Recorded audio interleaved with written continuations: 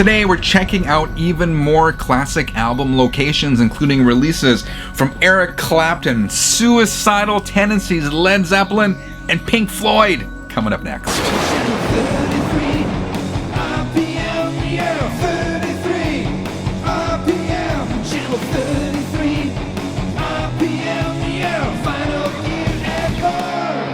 Hi, my name is Frank. Welcome back to Channel 33 RPM, your channel for vinyl, gear, and more. First, let's check out the album cover for Eric Clapton's 461 Ocean Boulevard. Released in 1974, 461 Ocean Boulevard was Clapton's second solo album. A mellow record by Clapton standards, 461 featured the hit single I Shot the Sheriff, originally by Bob Marley and the Wailers. The album would go on to become a worldwide hit, reaching #1 in the USA and Canada. It also signified a bit of a rebirth for Clapton, who had been battling a heroin addiction and had spent the better part of the previous 3 years out of the public spotlight. The title of the album refers to where Clapton lived when recording the record, 461 Ocean Boulevard in the community of Golden Beach, Florida, near Miami. On the cover, you can see Clapton standing in front of the house, palm trees hinting at the more chill vibe of the record. A year later, the Bee Gees would also stay at 461 while they recorded their album Main Course in Miami. Let's check out this property. Here is 461 Ocean Boulevard today.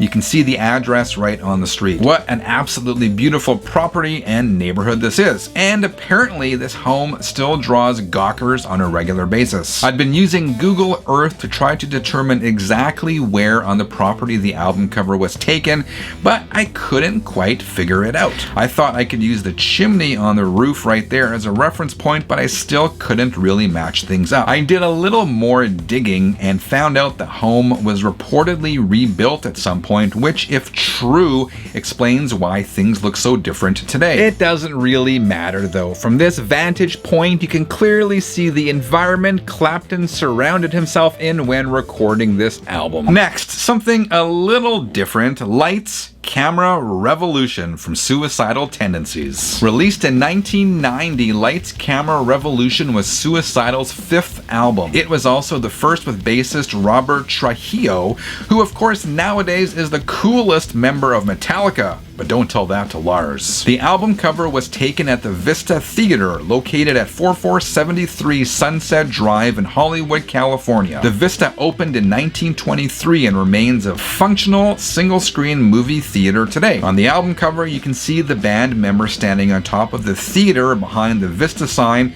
and on that tiny balcony. I love how the ST and Vista was lit up for the album cover. ST, of course, stands for Suicidal Tendencies. By the way, according to cinematreasures.org, the Vista has gone through several incarnations over the years. In the late 1970s, for example, it operated as a porn theater. It was closed for several years in the 1980s before being refurbished in the 1990s and reopened for mainstream movies. Alright, let's check it out. From the outside, as you can see, there have been some minor changes to the theater. They have added canopies over the second floor balconies, and the old marquee has been removed or at least covered up with a banner. The Vista Theater looks larger than life on the album cover, dwarfing the band. On Google Maps, however, it looks ornate, but not as massive. Definitely cool though. In past episodes, I've talked about a couple Led Zeppelin albums, namely Houses of the Holy and Physical Graffiti. In today's episode, we're talking about this one. Led Zeppelin's self-titled debut was released in 1969.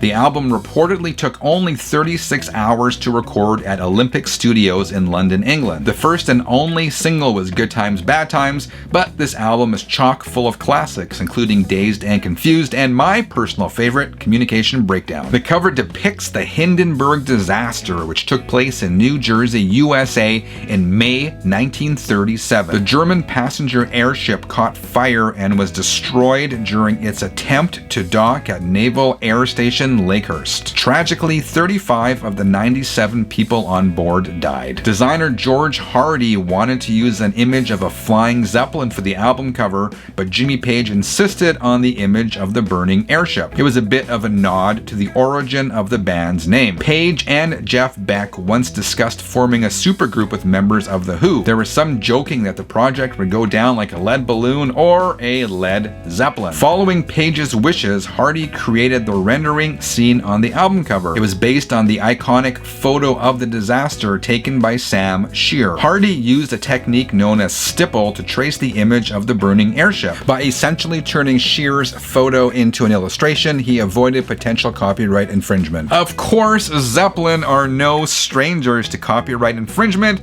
but that's a topic for a different day. Now, let's check out the site of the Hindenburg disaster. As you can see, the location of the crash is clearly marked on Google Maps. Years after the Zeppelin album came out, designer George Hardy confessed to a reporter that he had some regrets about the cover he created. He said he should have thought about it more, considering the significant death toll of the Hindenburg disaster. Hardy, by the way, was paid the equivalent of $76 for his work. Peanuts! But his reward would come later. He held on to the original 7x7-inch Zeppelin artwork, which sold at auction in 2020 for $325,000. If you are digging this video, remember to leave a comment or a thumbs up when you're done. Now let's check out the cover of Pink Floyd's Animals. Released in 1977, Animals was Pink Floyd's 10th album. Sandwiched between Wish You Were Here and The Wall, Animals is a critique of capitalism and greed. The album cover shows an inflatable 40-foot pig floating between two chimneys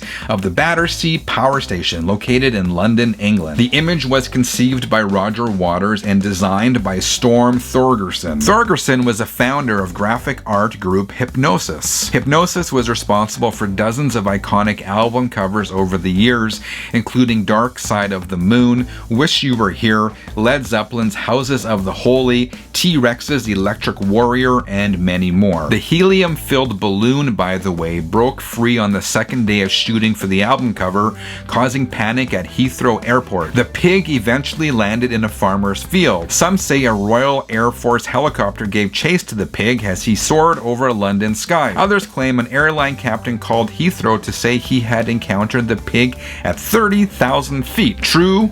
Who knows? Alright, let's go to the power station and see what it looks like nowadays. The Battersea Power Station is a decommissioned coal-fired power station located on the south bank of the River Thames. It's actually two power stations. They were shut down decades ago. In recent years, the building has been undergoing extensive renovations.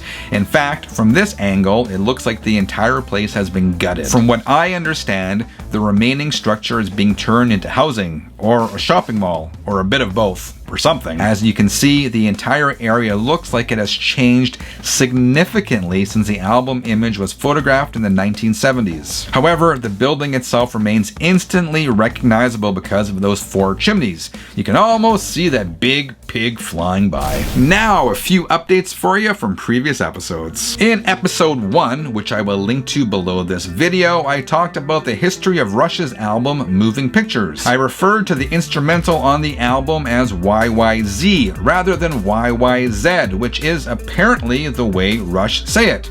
There were several comments about that one. My apologies to Getty and company. In episode 2 of this series, we checked out the location in Ireland where the cover of Houses of the Holy was shot. After seeing that video, viewer Neil Muir sent me some shots he took of Dunlunt's Castle where the gatefold image was taken.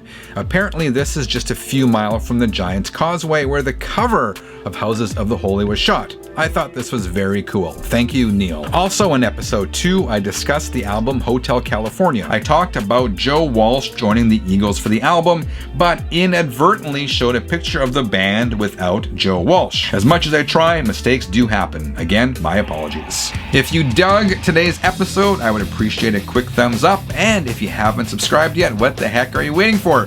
Dear 33ers, I hope you have a great week. Until next time, keep on spinning.